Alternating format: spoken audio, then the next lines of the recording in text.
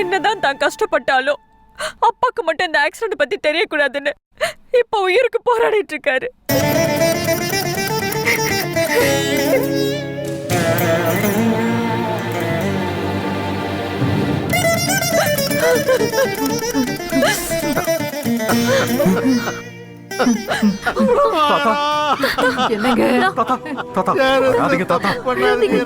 தெரியாம போச்சு.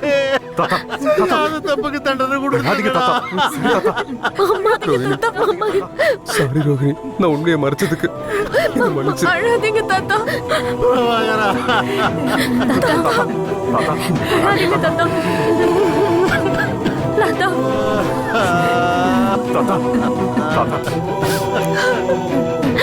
செய்யாத தப்புக்கு என் பிள்ளைக்கு தண்டனை கொடுத்துட்டேனே.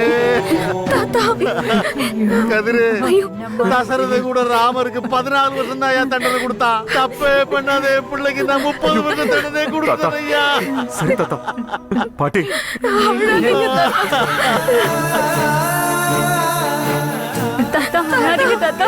அழாதீங்க தாத்தா. என் பிள்ளைக்கு எவ்வளவு பெரிய தண்டனை கொடுத்துட்டேன் பாத்தியா? அழாதீங்க தாத்தா. பாட்டி, பிரபாகரா என்ன மன்னிச்சிடுறா. ஐயோ,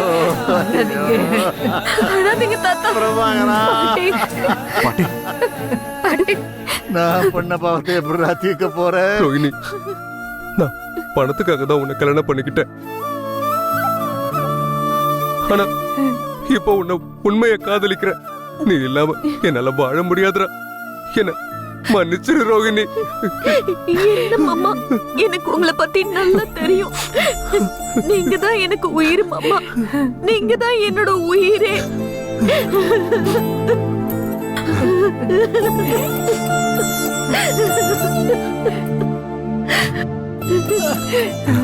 அம்மா மாதவி,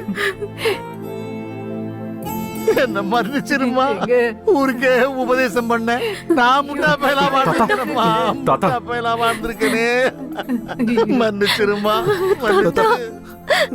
ரூபி, வா வீட்டுக்கு கூட்டிட்டு போலாம். ஆமா, நம்ம வீட்டுக்கு கூட்டிட்டு போலாம். அம்மா மாலதி, என் பிள்ளைய நான் பார்க்கலாம் அம்மா. என்ன மாமா கேள்வி இது? தாராளமா பாருங்க, வாங்க. பிரபாகரா, பிரபாகரா, உனக்கு ஒண்ணு ஆகாதுப்பா, உனக்கு ஒண்ணு ஆகாது.